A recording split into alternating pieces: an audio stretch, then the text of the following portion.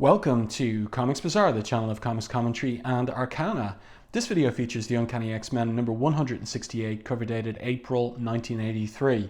This is a very well designed cover by Paul Smith. We've got an actual spotlight there around Kitty Pryde. I like the way that the shadow is cast on the wall behind her. It's a very interesting pose too, as she's backed up against the wall and she has those scratch and claw marks on her costume and face. And so the question for readers is who's she being attacked by? Is it the Brood yet again, or something else that has made that attack upon her? The art is by Paul Smith and he signed it here in November 1982. So very far ahead of the publication date of the issue and the cover date on the comic on the corner box as well. So let's open this one up to the splash page, and there is a memorable, even iconic splash page that it opens with. Professor Xavier is a jerk as Kitty rounds on somebody as she's leaving the front door of, as it will turn out, the X-Mansion. In winter, it's Christmas time in this particular story. And the creative team: Chris Claremont, writer; Paul Smith, penciler; Bob Wiacek, inker; Tom Wasikowski, letterer; and Glynis Wine, colorist. So what I like about this too is Paul Smith, a young man at this time, working on this comic, drawing Kitty in the fashion of the time, late 1982. So wearing that jacket there and her mauve jeans and so on and so forth, looking like a teenager of the period rather than a teenager as imagined by a middle-aged artist. So Paul Smith very much in touch with the look of things at the time, and I think that that's part of the success of his run, as well as that uncluttered art, that amazing design sense as Kitty's framed by the doorway there and the pillars outside on the porch of the X-Mansion. Really good stuff in this issue, as well as Wasikowski's lettering, of course. So let's see who's she talking to, and it turns out to be her best friend now, which is Illyana Rasputin, who has aged up in Belasco's limbo, demonic realm dimension, and is now the same age, more or less, as Kitty. Great body language there as Kitty kicks up some of the snow off the driveway in front of the X-Mansion. Really nicely designed and drawn page. And a point I've made before on my previous videos on Paul Smith's art in the issues leading up to this one is that he really draws young people very well, and that's difficult to do. You know, you've got to watch how many lines you put on their faces, and really his version of Kitty is the most compelling, better even than John Byrne's, and he's the character's co-creator and visual designer. Because sometimes Byrne would draw and she might look a little bit like an older woman in a smaller body. In particular, it's a better version than Dave Cockrum's. So they're outside and talking, and Illyana tells Kitty that she's acting like a child. "Some friend you are," retorts Kitty. "I am your friend, dummy," says Illyana. "That's how come I can talk to you like this. You've been ranting non-stop, making everyone's life miserable ever since you were shifted from the X-Men to the trainee team, the New Mutants. It's getting boring." So that was the professor's decision at the end of the previous issue, that Kitty was exposed to too many dangers acting with the X-Men, and that she should train with the New Mutants, and she wasn't happy about that, and we can see that at the opening of this issue. So Illyana says, "And don't tell me what is or isn't fair. You didn't spend half your life in a demonic limbo." And that's exactly what I was saying earlier about why now she's a teenager, a young teenager herself. And Kitty apologizes. "Oh, Illyana, I'm sorry, I didn't mean to hurt you." And this is interesting from Illyana, a very kind of stoic, even Russian attitude. What's done is done, Kitty. And of course she is Russian. Wishing or griping won't change a thing. So then they run. She grabs Kitty by the arm because they got to get into Salem Center because Kitty's going for dance classes. But here's really something interesting, and I like the way that Paul Smith has designed our point of view here, where we see the edge of some creature's wing, a type of bat wing it looks like, and it's watching the girls running down the driveway. And in the narrative caption, Claremont writes, "The girls race down the drive towards Greymalkin Lane, unaware that they're being watched, Watched by whom or what? By alien eyes. That's a great line, great phrasing. He hasn't been here long, he hates the weather, and the hunting has been poor. So in issue 166, a couple of issues ago, Kitty met a dragon on Slee's world, on the Brood's home planet, or at least the one that they'd colonized. And that dragon, she wondered what became of it, but it appears it's hitched a ride somehow to Earth, and very specifically the X-Mansion. Now, the dragon decides is about to change. So who's his prey going to be? Is he friend or foe? He was friendly with Kitty, but is he going to be a foe in this issue? And is he the one responsible for those claw and scratch marks on Kitty on the cover? Well, let's continue with the issue. I really like these 3 panels here. So we've got Wolverine, he's got a backpack around his shoulder, in civilian clothes, Kurt too. And Wolverine's explaining to Kurt, most of my life I've been a loner elf by choice. Sometimes a body needs solitude. This is one of them. So Nightcrawler asks, where are you going? And Wolverine says, north and west to home ground, the Canadian Rockies. I should be back in a couple of weeks. Try not to need me till then. And Kurt responds, after what we've been through, Wolverine, a vacation will do us all some good. And then he's looking out the window. There are Kitty and Illyana. Do you mind if we give them a lift to town as I drive you to the airport? Nope, says Wolverine. I wish I knew some way to cheer Kitty up, says Kurt. She's been in such a foul mood lately. With good reason, pal. Charlie gave her a raw deal. So what we're getting at the opening of this issue is just the interpersonal relationships of the X-Men. And this is what made them so compelling. This was really the key ingredient for the success of Claremont's run on the X-Men, that he treated them in his writing as real people, that his characterization was based on questions of, well, what would Wolverine want to do after all of these adventures, after the whole Brood saga in space? Well, maybe he'd want a bit of solitude. And so here he is walking away. And also Nightcrawler, who's got a really good heart despite his demonic exterior appearance, you know, looking to see, can he help Kitty and cheer her up? And then Wolverine giving his judgment, his evaluation, his down-to-earth judgment that she's got good reason to be upset because Charlie gave her a raw deal. But in the visual storytelling here, what I really like is the fact that, you know, he's carrying the backpack there over his shoulder, still there, but then I just love the detail of he's laid it down on the table here in the hallway before going to fetch his jacket from the cloakroom there. That is so, and look at the detail of his hat up there as well. Such thoughtful drawing by Paul Smith. Really, really well done. And great compositions as well. Great use of almost negative space, framing the characters here with the doorways. And here too, as they come down the stairs, obviously leaving room for the placement of the speech balloons, but really allowing the art to breathe. That's what you get a sense of with Paul Smith's art. It's not inspired by the likes of Jack Kirby or John Buscema particularly. It's a much more, it's a much more delicate and gentle form of art. I don't know if those are exactly the right words, but it's what I'm thinking of at the moment. And I was thinking before making the video of who does it remind me of?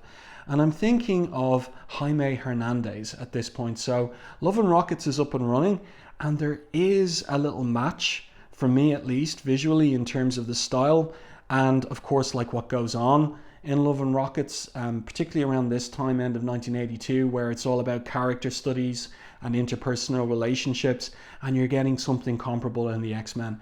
And Claremont, who was a reader of Love and Rockets, must have been absolutely delighted with what he was getting from Paul Smith in the art here, and allowing him to move away from action all the time and into these character interactions and moments. So the end of that scene is Kurt asking Wolverine, do you really think so? Isn't she a little young to be a superhero? Ours is a highly dangerous profession. But Wolverine has a high estimation of Kitty. And he says here, Actually, I should read this little bit as well, because it's interesting what Claremont has worked in here. He says to Kurt, he says, "So's war. Not so long ago, boys of 12 went to sea as naval midshipmen, expected to conduct themselves as officers and adults."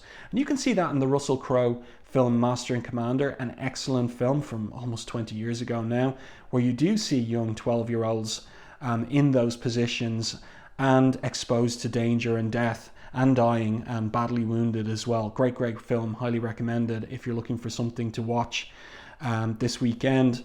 So Wolverine continues and says, "And what's with this change of heart, Nightcrawler? You argued just as vehemently as the rest of us when Charlie made his decision." And Nightcrawler responds, "I like to understand both sides of a question." I like that from Claremont. I like the way that Nightcrawler is a kind of a conciliator and somebody who's thoughtful and likes to, as he's just said, think both sides of the question. Many of those midshipmen were wounded, maimed, killed. Do we want such a fate for Kitty? Have we the right to place her, a child, at risk? So Wolverine says, "We're at risk from the moment of conception, pal. There are no guarantees for anyone anywhere. She could be killed or injured just as easily, living a normal life."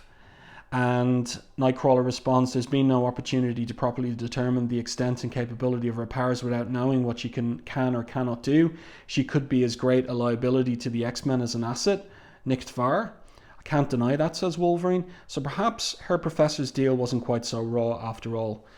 But Wolverine hasn't changed his mind. He says here, at an interesting point he makes, a decision can be logical and sensible and still wrong. Since the kid joined, she's functioned as a full-fledged X-Man. She's faced death and worse and never let us down. She's proved her worth. To me, that cancels every other argument. To me also, unfortunately, we aren't the ones who need convincing.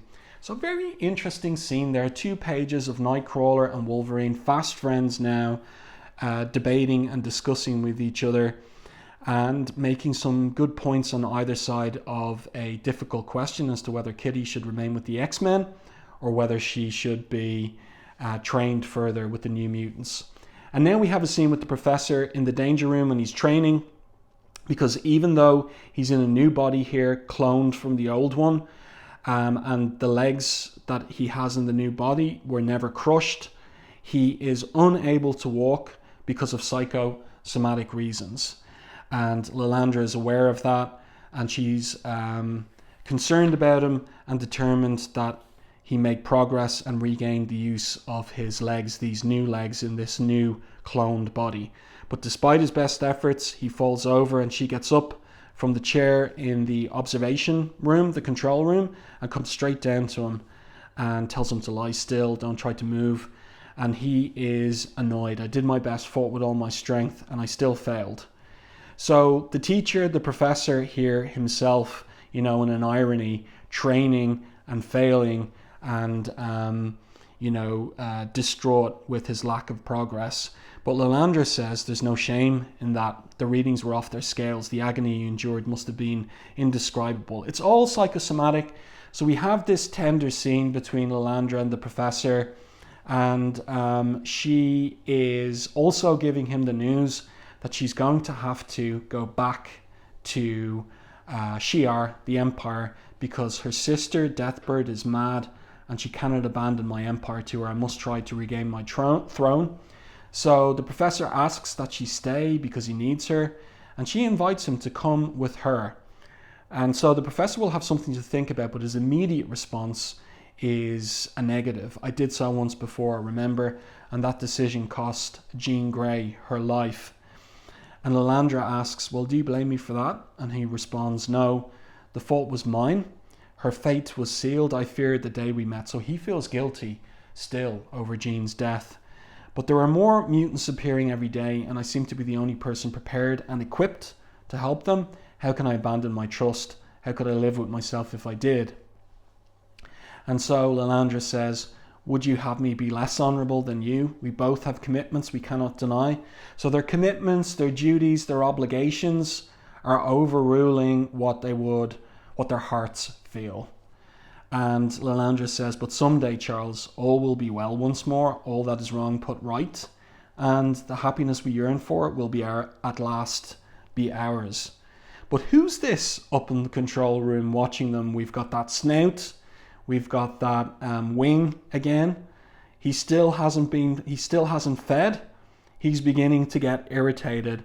So the dragon is abroad in the X-Mansion and hasn't been picked up by any security systems thus far. And then the scene switches, and this is a great panel by Paul Smith here.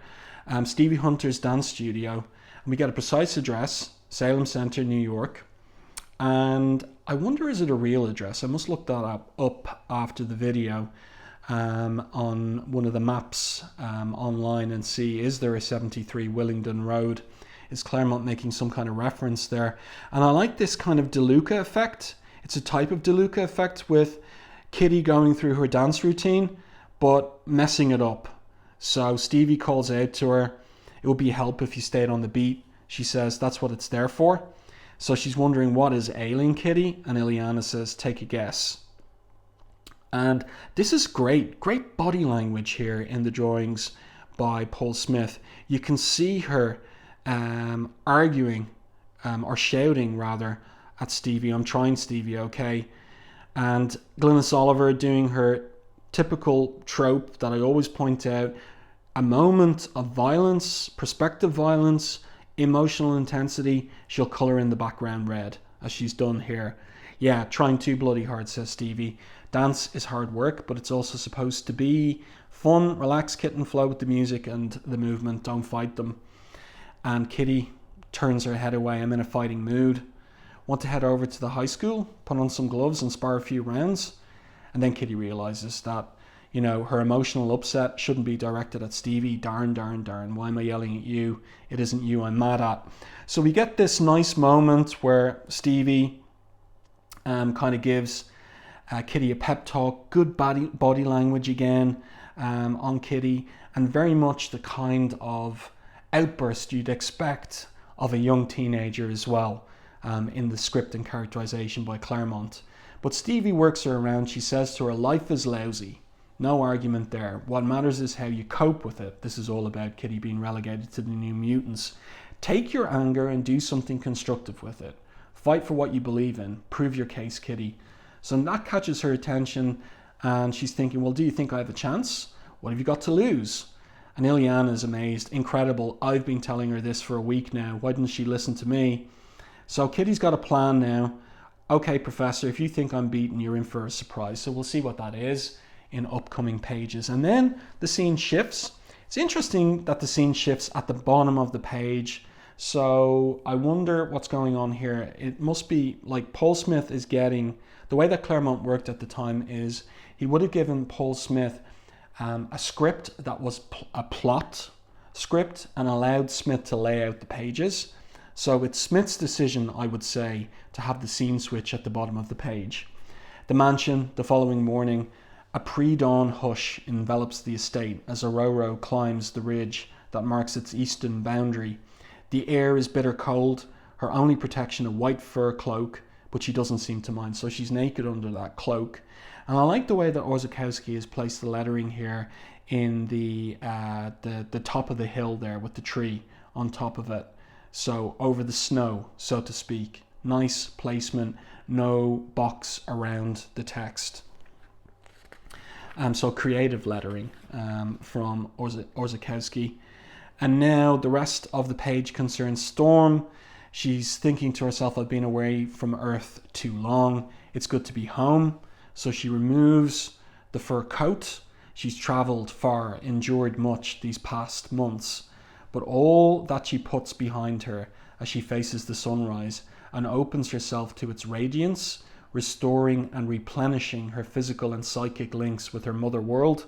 It is a moment of transcendent beauty, but the perfection is fleeting as clouds appear from nowhere to occlude the sun and shatter Aurora's serenity. And she thinks, I didn't summon this storm, what's happening? A wind, I can't resist it blowing me off the ridge. My teeth chattering, I'm cold. She's shocked, surprised, great body language again as she huddles in her cloak. But my body is immune to temperature variations. It's over. Wind, lightning, everything as suddenly as it began. I tempted a communion with the primal elemental forces of the earth, those which sustain my power and, more importantly, my soul. And they've denied me. Why? What does this mean? So Claremont posing problems for Storm. All the characters always have to have problems, and it's what keeps things interesting. Even as she voices her anguished cry, she suspects the answer, and that realization chills her heart far more than the air does her bones. So Aurora, who has been consecrated to life, took a life in the brood adventure, killed the embryo of the queen brood that was growing within her, and now there's a price to be paid, and that is that her communion with the elemental forces of the earth has been disrupted and darkened. And going forward, Claremont is going to develop that darker side of Storm through the upcoming encounter with the Morlocks and Callisto, and then beyond that, Storm's leadership of the X-Men during the Outback era as well. It begins here.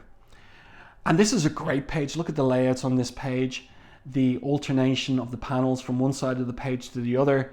Orzechowski taking the opportunity to put the lettering in the spaces, but also varying the lettering from letters in a box to outside of the box. It's interesting. It makes for such an interesting looking page in all of its elements, and of course really nicely colored by Glynis Wine as well. And also a funny little scene too, where the days pass and Kitty is true to her word. At every opportunity she corners Xavier, trying every which way she knows to persuade him to change his mind.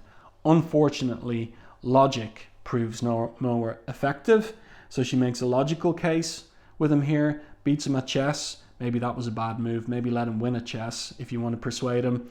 Then passion. So she's making a case here about how many times she saved the X-Men's lives. I like the way he never has anything to say in response or cooperation. Where do you want this stuff, Professor? You were right. I can phase objects along with me, and the more I practice and hone my concentration, the greater the mass I can effect. Or flattery. Gosh, Professor, I don't know what I'd do without you. I tell everyone that my professor's the handsomest, nicest, most wonderful man. Just so well done. Just great stuff from the whole creative team. What an amazing page. And, you know, there's nothing about this except for this one panel that, you know, like connects with the superhero genre at all. It is all character work here, and most particularly the relationship of this teenage girl to this older, more kind of logical type man. And it's funny stuff and really well done. And now the scene switches to, and this is a bit of a surprise, Scott Summers. And he's gone down to Florida, and he's gone in search of Elitis or Lee Forrester, with whom he had a romantic relationship before the whole brood business, and he went off into space. And he thinks to himself, I've been away for months, Lee may not want to see me, but he plays a little trick here with one of the crew mates of the Arcadia, which is Lee's trawler, passes her down the tool. She recognizes that isn't Paolo. Afraid not. Merry Christmas, Lee, he says. So yeah, it's Christmas time, but down in Florida it's nice and warm, and she is actually happy to see him. And then they catch up here walking on the beach. Great colors again, and so interesting to see what a range there is in Glynis Oliver's palette. So winter in upstate New York, and a kind of well, it's not quite summer, but like a warmer climate down in southern Florida. So Scott talks about how he's now got a family. He's found out he has a father, and he's got grandparents. So he's explaining all of that to Lee, and that they live in Alaska, and Dad's going to take me and my brother Alex north to meet them. I hope they like me. And she says, well, what's not to like? Will you be coming back? I'd like to, for a visit or to stay. I don't know. You look different, he says. I let my hair grow. Don't change the subject. It's nice, so are you. Nice, nice, she says. Why are you so angry, Lee? Is it something I said or did? No, yes. You walked into my life, Scott. Things have been crazy ever since. He says to her, I can't lie to you or make a commitment I'm not certain I can keep. I care too much for you.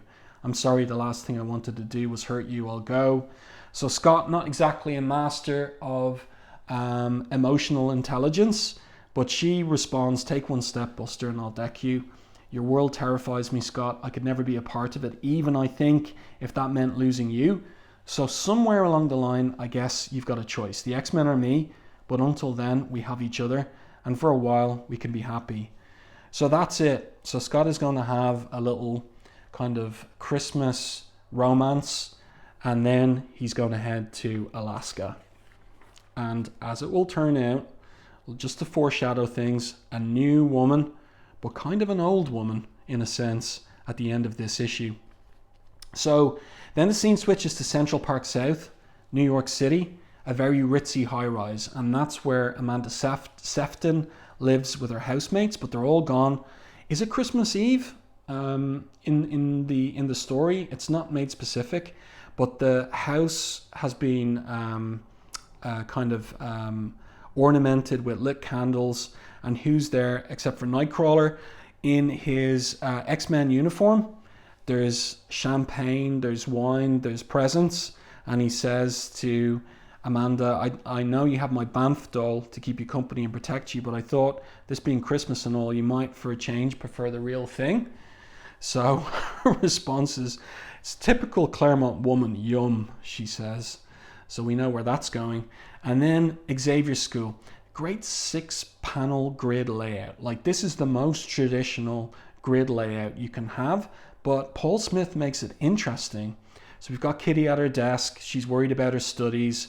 Outside her window is Peter and Illyana, and she's wondering what are they doing outside. It's cold. "We're off to chop some firewood," says Peter. "Would you like to come along?" And she says no, she's got work to do, but she'll mull some cider for when they're done. So Illyana thinks, "That'll be great, see you later." And then we're back in the room with Kitty, and we get to see all the posters on her wall and that big Winnie the Pooh there as well. And she's worried about being behind on her studies. And then she's going to run the home scan program on the computer to check and see who's in the mansion so that she can prepare hot cider and munchies for everyone. And then she sees an anomaly. So she sees where the professor and Lalandra are, and Peter and Illyana in the woods. They're the only ones in the mansion. Everybody else is off elsewhere. But I'm picking up an anomaly in the lower maintenance tunnels. It isn't a glitch in the system. It's something the sensors aren't equipped to identify. You know, this is interesting. Is this Christmas Eve?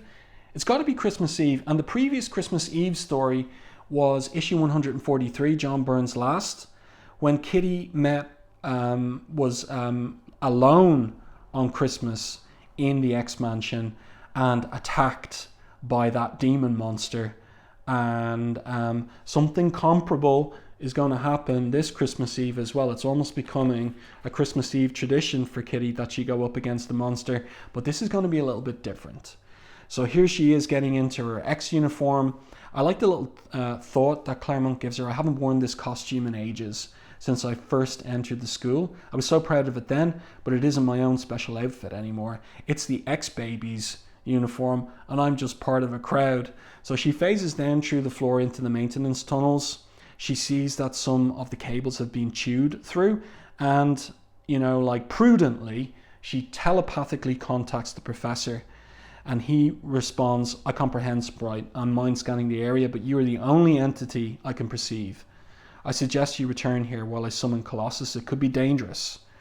So Kitty's determined to continue and check and see whether it's a false alarm, whether it's rats that chewed through the cable. And she hears something. "Gotcha," she says. And who is it? It's the dragon. So it's the dragon from Slee's World from a couple of issues earlier. And the whole thing about Lockheed is, well, she's going to name him in this issue. The whole thing about him is that he's about the size of a cat or a dog. But the way that sometimes Paul Smith draws him, like deliberately to put a reader off, like it was to suggest earlier that he'd grown or something like that. But no, he's still the size of a cat or a dog. And so Kitty's delighted to see him, little tear there of happiness. She says, "You're happy to see me too because he's cooing. That's great. I was so sad when I thought we'd left you behind on Slee's World. I thought you'd been destroyed along with the planet." So now he's taken up a position around her neck and on her shoulder, and he's kind of growling there because there is something in the tunnels, and it's the Sidrian hunters from all the way back in issue 154. Some of them must have survived the destruction of the X-Mansion and remained there. So that's what the professor puts together because he heard about it all. Sprite, flee from there at once. So she's blasted by it. And what's going to happen next? Great colors on this page as well. Always love the use of magenta in these 1980s comics, and in particular the way that Glynis Oliver uses it. So we get a little action sequence here. I mean, everything has been interpersonal relationships to this point. We've got a little bit of action at the end of the issue. Kitty evading the Sidrian hunters. She's had more experience since the time that she spent the previous Christmas Eve alone in the X-Mansion. So she's much more capable now. And it's kind of proving Wolverine's case regarding her. She's thinking to herself, here's where that training pays off, I hope. She's been trained since there. Dragon, oh yeah, and actually she thinks here, important to note this. Well, Wolverine, you spent hours and hours training me, teaching me how to fight. Here's where that training pays off. So, you know, Wolverine made the case with Nightcrawler earlier, but she's making the case with actions here. I like that drawing of Lockheed roaring into action as well, belching fire at one of those Sidrian hunters because they're vulnerable to fire. That was established back in 154. And Kitty physically tackling one of them. They're quite small. They were huge in 154, so they're smaller here, which means that they could be little hatchlings. So they're taking out two, but there's a third one that knocks her from behind. So she hits the ground, and she's thinking to herself, and this is the cover moment. This is the moment from the cover here. No sign of Lockheed, and that's where she's named him. Did this last Sidri zap him too? I'm out in the open, I still can't phase, and I've nowhere to run. The creep's keeping his distance, I must have scared him. He's gonna fire, I wonder if it'll hurt. And that is this moment from the cover. Interesting how you can put it together as you go through it. So what's gonna happen next? Well, the Sidri fires, but Colossus is there to save the day. So the professor contacted him, and Colossus leaps in order to take the shot. And then he comes over and he crushes the Sidrian hunter. I came as quickly as I could, he says, the moment I heard the professor's mind call. And of course, Kitty's delighted. She's injured, but she'll heal, she says. You did well defeating two of the Sidri before I arrived. And she says, I had help. One of the X-Men are the New Mutants? Not quite. Peter, the professor said the Sidri may have built a nest. We've got to find it before. And then, look who's taking care of it. It's Lockheed. So, yeah, it's a great introduction of Lockheed to the X-Men. And later upstairs, we've got a kind of like a debriefing here on everything. And Colossus says, I saw thousands of eggs, all charred and broken. Katya insists her dragon is responsible, but how could such a tiny creature do such damage and consume so many eggs? And the professor says he was hungry. So Lockheed did get to eat something. He was hungry at the beginning of the issue, and now he's had a belly full of those Sidrian hunters. Oh no, sorry, that's Kitty says that. We can't send Lockheed home, Professor. He doesn't have one anymore. And since the X-Men were partially responsible for that, we owe it to him to look after him.